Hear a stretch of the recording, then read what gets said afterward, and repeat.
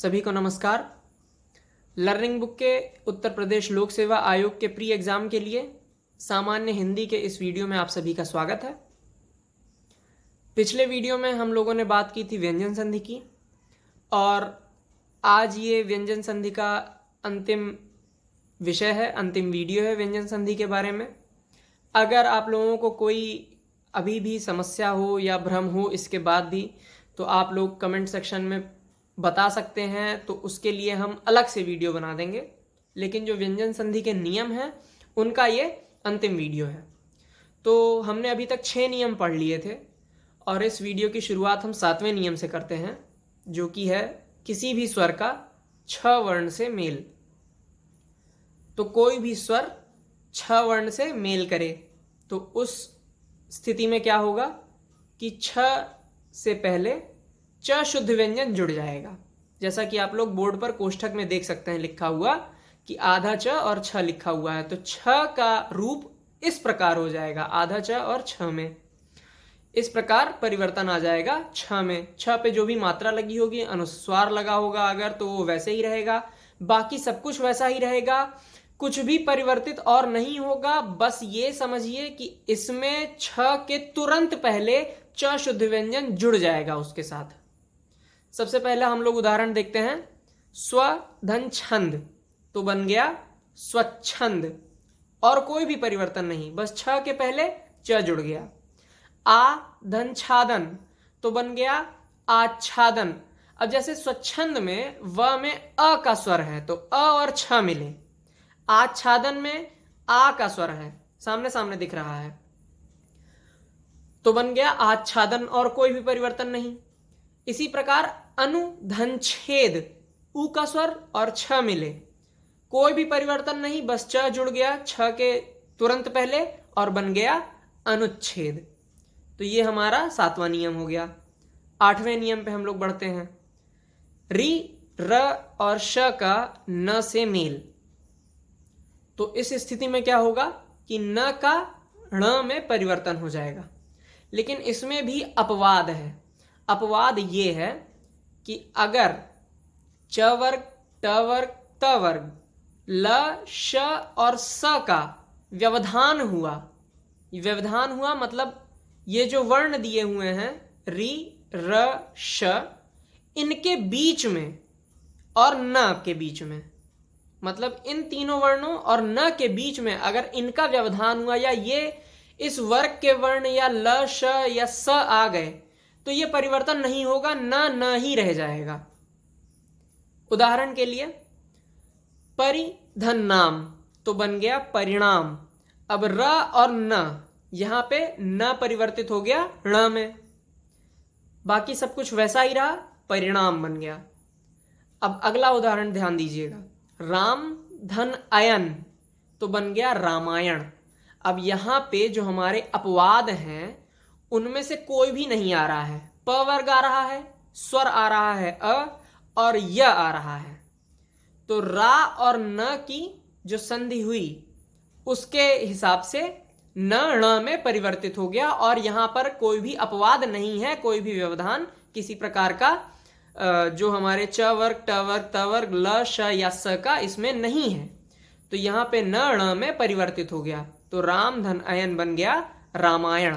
अच्छा, यहां पे एक और चीज ध्यान देने वाली ये है कि म में अ का स्वर है और अ भी अ का स्वर है, तो यहां पे स्वर संधि भी हो रही है और व्यंजन संधि भी हो रही है, दीर्घ स्वर संधि और व्यंजन संधि। ठीक है, अगला उदाहरण हम लोग देखते हैं। रि धन न तो बन गया ऋण। इस प्रकार ये हमारा 8वां नियम हो गया। अगले नियम की तरफ हम लोग बढ़ते हैं कि अ या आ से भिन्न किसी स्वर का स से मेल, मतलब अ या आ के अलावा कोई भी और स्वर स से मेल करे, संधि करे, तो उस स्थिति में क्या होगा कि स का परिवर्तन श में हो जाएगा। उदाहरण के लिए अभि धन सेक तो बन गया अभिषेक। इसमें क्या हो रहा है कि ई और स मिले तो स परिवर्तित हो गया श में, मूर्धन्य श में। इस प्रकार बन गया अभिधन सेक से अभिषेक इसी प्रकार सु धन सुप्त तो बन गया सुषुप्त। अब यहां पे उ मिला, उ का स्वर, और स मिला तो श में परिवर्तित हो गया स, ये बन गया सुषुप्त। लेकिन इसमें भी कुछ अपवाद हैं। अपवाद का उदाहरण मैं आपको बता देता हूं, तो आपको बोर्ड पे वो लिखा हुआ नहीं मिलेगा, लेकिन आपको ध्यान रखना है कि उदाहरण के लिए मान लीजिए कि वि धन स्मरण तो बन गया विस्मरण। यहां पे स श में परिवर्तित नहीं हुआ, यहां पे ई का स्वर है लेकिन स जो है वो श में परिवर्तित नहीं हुआ, वो वैसा का वैसा ही रहा। एक और उदाहरण हम लोग देखते हैं, अनुधनसार तो वो अनुसार ही बनता है, अनुसार नहीं बनता है, तो यहां पे भी स का परिवर्तन नहीं हुआ। तो इस प्रकार कुछ अपवाद भी हैं, इन्हें भी हम लोग को ध्यान में रखना है। अगले उदाहरण की तरफ हम लोग बढ़ते हैं। द का अघोष वर्ण से मेल।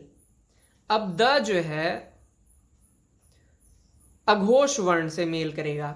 अघोष वर्ण हम लोग पहले ही पढ़ चुके हैं।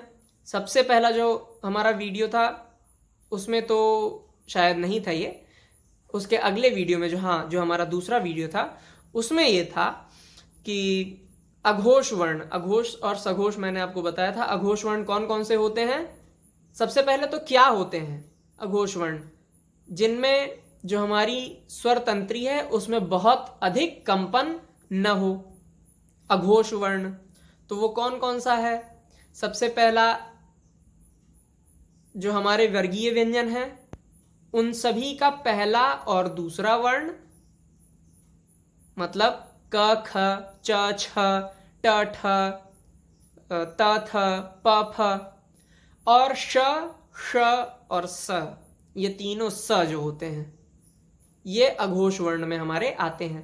तो द का मेल इनमें से किसी से भी होगा तो उस स्थिति में द का त में परिवर्तन हो जाएगा। मतलब द अगर शुद्ध व्यंजन होगा तो त शुद्ध व्यंजन में उसका परिवर्तन हो जाएगा।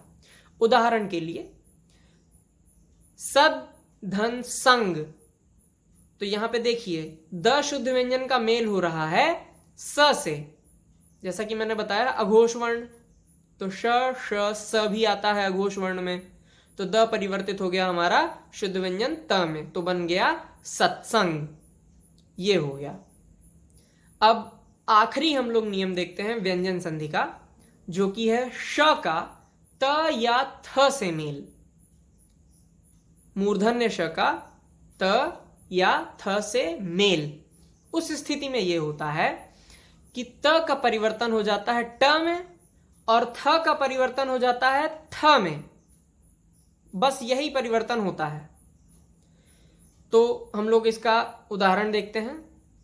प्रति धन स्थान तो बन गया प्रतिष्ठान। अब यहां पे दो तीन चीज देखने वाली है। सबसे पहली कि यहां पे श का मेल नहीं हो रहा है, लेकिन फिर भी श का मेल हो रहा है।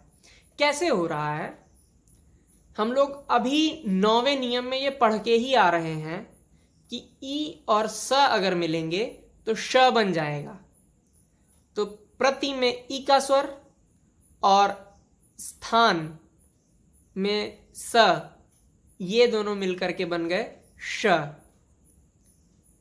अब श का मेल त या थ से हुआ, क्योंकि ये दोनों श मिल गए, ये दोनों मतलब मिल करके श बन गए, तो इसका मेल त या थ से हुआ, तो त का परिवर्तन ट में और थ का परिवर्तन ठ में।